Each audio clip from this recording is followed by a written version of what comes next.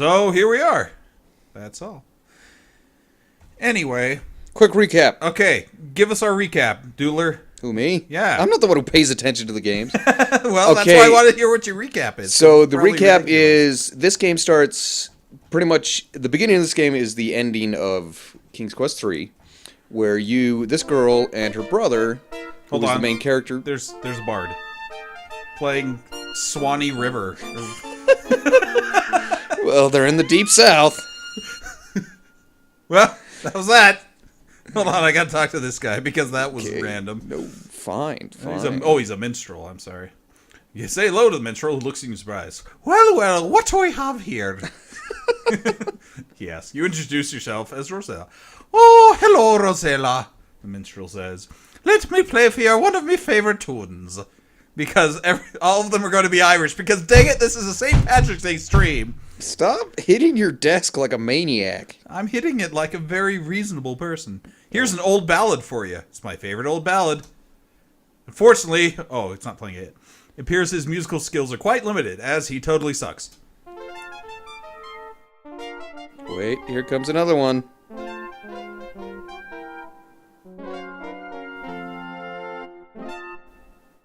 You suck. Also, your... was that a guitar? Guitar sounds Isn't it like a trumpet. This game does not understand also. It's a lute. It's a hard concept. You're probably right, it is a lute. But it also is a hard concept. Anyway, you were recapping the beginning. Sorry, I'll just wander away from that guy. So anyway, they're choosing who gets to get the throne. The old King Graham throws his hat and has a heart attack. And then Rosella gets sent on a mission by the magic mirror, I think. Yeah, the magic mirror does something because it's the MacGuffin mirror. It just basically starts half of the King's Quest that exists are, look into the mirror, here's your quest. Here's a hideous woman. Go marry her. Here's a fisherman. He doesn't really do anything. He was just fishing. Oh, he was just fishing for a compliment. I know we were both going to say it. Anyway, he doesn't actually talk to you until you've got something for him later on, so I'm not going to worry about it. Anyway, continue. I thought that was it. She sent you on the mission. Okay, she sent you on the mission. She transports you right here, and then the fairy lady shows up. They both got hideous faces, and they must have been playing Wizard of War. Wow! Ooh, here's a unicorn. A unicron. So basically, the fairy said, in the mirror, she was like, "Hey, Rosella, come over to our side. I've got a fruit that will save your father, and some candy. Come on, step into my unmarked van." That was literally what she said. But she did say, "I have a fruit that will help your father." And so Roselle's like, "Help me out." So she brought us here and said, "Oh, by the way, I can't send you home, and I'm dying. So you have to do all this stuff for me if you ever want to see your parents again." I'm just dying. Also, she stole our dress and put us in crappy clothes. Anyway, here's a wild unicorn whose coat is dapple gray. Because that's one of the 16 colors we can display in this game, so we'll go with it. Dapple gray? Dapple gray. It's like an apple with a D. With the dap. It shies. I don't know how to say that. What even that means. And it trots away. Shies away. Shies away. There you go. This game does not understand goodbye.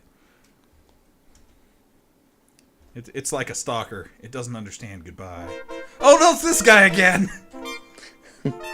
I'm everywhere! Oh, Swanee River!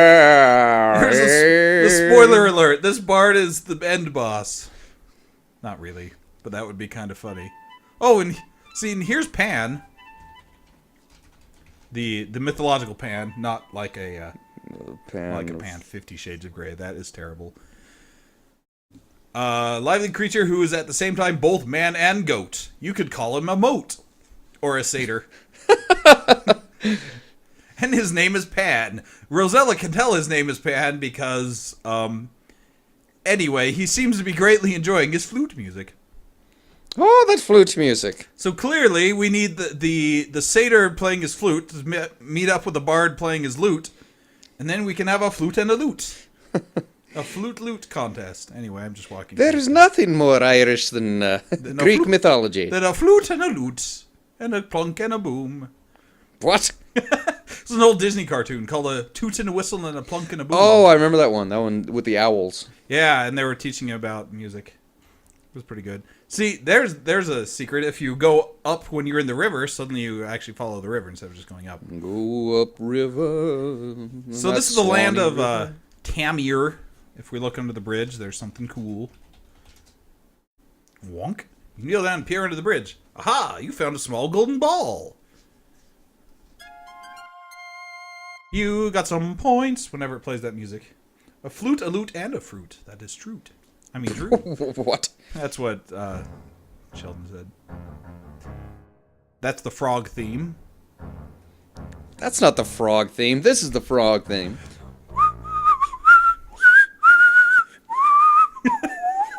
Yeah, I'm a terrible whistler.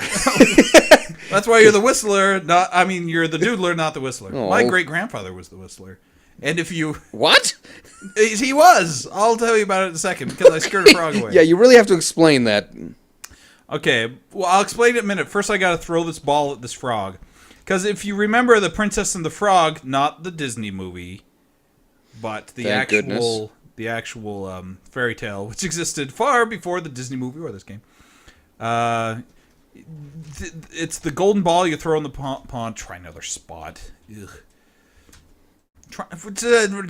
Programmers. I scared the frog away again. Come back, froggy. Anyway, you're supposed to throw the golden ball in the pond, and then the frog goes and gets it for you. I have to do it from over here. Stop! Scaring the frog away. She's so... I'm going to turn up the volume because it's a little soft. Is the volume soft or is it okay? There we go. Talking to me? No, chat mostly. You accidentally drop the golden ball into the pond. Oops. From atop of the lily pad, a large green frog leaps into the water and disappears from view. A moment later, the frog emerges with, yes! Your lost ball in its mouth. Yes! I'm glad that the narration box is, like, rooting for us now. So Roberta Williams wrote this game, as she wrote all the other ones. But she really liked this game because it actually had a female protagonist, which is cool. I guess.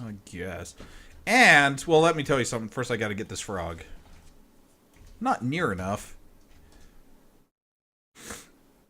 And, of course, you're supposed to kiss the frog, because that's how these work.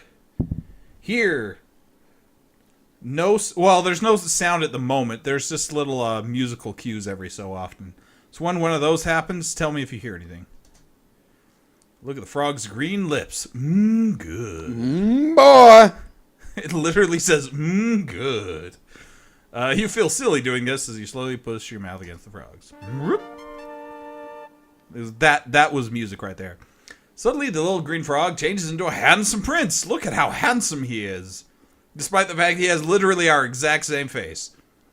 and his hair is the same color. He's pretty much just us. Who you? Oh, who are you? The prince demands. I thought you were supposed to be a princess. Why, you're nothing more than a peasant girl. You blanch a bit at that remark, but say nothing. Especially at his horrible accent. You're blanching at me horrible accent, are ye? Well, ta-ta, he says. I'm off. Here, you may keep this. To your surprise, he tosses a little golden crown to you as he takes his leave. Good riddance, you think. So, playing with the tropes already. Anyway, so now we have a crown. Playing with the troops. What? Why can't I show my inventory? Sorry, you can't see what you have, because screw you. Oh, there's Pan again. Panning about. There we go. See, now instead of it freaking out, I can click on it. Small crown, gold ball. Except it doesn't give me snarky descriptions of them. Oh.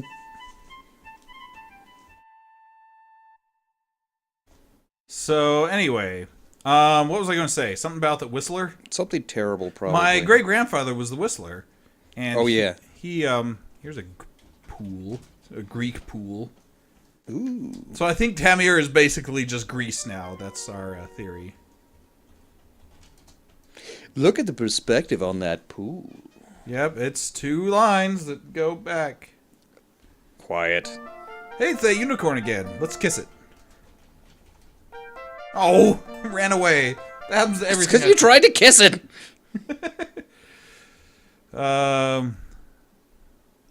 So many pans. All right, now we're back to the bridge. Okay, now we're going to start to get, because the entire western half of Tamir. I'm just going to I can't delete any of these. Let's just say, who gets the hat? Okay, I don't know where these names came from. Yes, you do. You invented I don't remember all where of them. butthole came from. Okay, anyway, the western half of Tamir, there's nothing really that can kill you, except for maybe falling off the cliffs at the beach. But the eastern half of Tamir, a lot of things kill you. For example, nothing here actually. This is just a house. For example, not this thing. For example, this thing that doesn't do anything.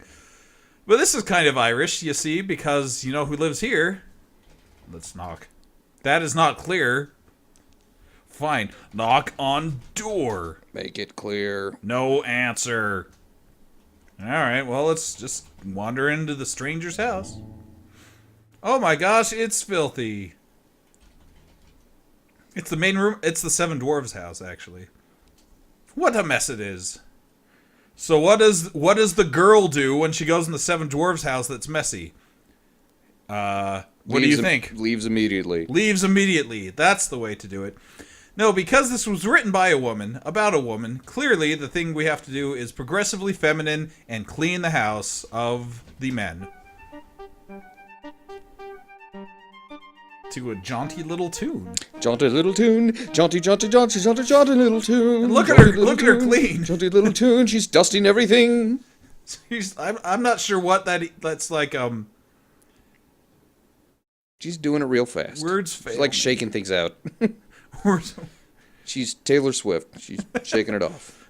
Chat says it's filthy, like the Irish. Now who's being racist? Sorry, Irish, if you're watching. Hey, I'm part Irish, from the 17th century, but still. I'm so Irish, I have a Danish flag on my wall. Anyway, the dwarves are coming in. You're so Irish that you're dumb. Alright, so here we got the dwarves. We've got, Purple Dwarf. We call him Purple Santa. Purple Groggenperm. We got the Bright Blue Dwarf. We call him Blindy Dwarf, because his clothes will blind you. We've got... I guess his beard is wider, so he can be Santa Dwarf. The other guy will just be Prince, because he's wearing purple. Oh, I was like, he's not the prince. This guy's Blackbeard the Dwarf, because he's a pirate, clearly. What about this guy in the red? Help me out here. Santa. No, we've already have 2 Santas. They can't all be Santas. Oh. There's too many dwarves, and none of them are dopey. He's red. That makes him the devil. And this dwarf is really hungry. He's getting 2 bowls of soup, because he's gluttonous, the dwarf. Because they're named after the 7 deadly sins now. The red one must be Lusty Dwarf. Ooh, Megabib-san. Hello, Megabib. I'm not... Okay, so now they want us to eat soup, so I guess that's... By the way, this whole thing is a cutscene. I haven't touched the control since I wrote Clean House. Thank goodness. So, yeah, they were doing weird things into that fire that are best not complicated. I'm going to drink my Shamrock Shake while this is happening. What? Minty. I got a Shamrock Shake from McDonald's. It's March 17th. It's what you do. Corno terroristas. Do. Look, everyone's Do taking... the Shamrock Shake. Everyone's eating, spastically. Did we name them all again? Yeah, there was about 3 Santas. There was Lusty and Blindy and Gluttonous. And Prince. And remember? Prince. That adds up to 7, right? That sounds like what the fairy tale wanted. Do the math, Chad. Look, they're eating for like 10 minutes. What is this? This is an actual They're dinner? dwarves. They're very hungry. Guess. What's time the little men? Little men. Oh, is that the PC term now? Goodbye, and thanks for the soup, you call as they take their leave. So there goes Lusty. There goes one of the Santa. No, there's Blackbeard. That's right, that was one of them. There goes one of the Santas. There goes Blindy. And then finally, there goes Prince. You finished your soup also. See, here's the thing. If you remember from the end of King's Quest III, Rosella has been literally tied up for days screaming next to a dragon. And this is the first thing that's happened after she's gotten free and went back to the castle. So this is really like the first thing she's eaten in like a week. So, glad we got the soup. But now we got to clean up again. I guess we don't have to. But you know, women, am I right? You're a terrible person. Look, it's the game doing it. Oh, it's the game doing it, so that makes it okay, I guess. Look, there's something blue on the table she didn't get. Well, make that woman get back in there and clean it. Let's see what's in this pouch. You open the diamond pouch and look inside. What could be inside here? Oh. Oh, I thought the outside of the pouch is made of diamonds. Hey, I wonder what's in here. Oh, nothing. Oh, throw it away. It's just empty. It's just a bag full of like cigarette butts. Garbage. Throw it in the fire. No, it's actual diamonds.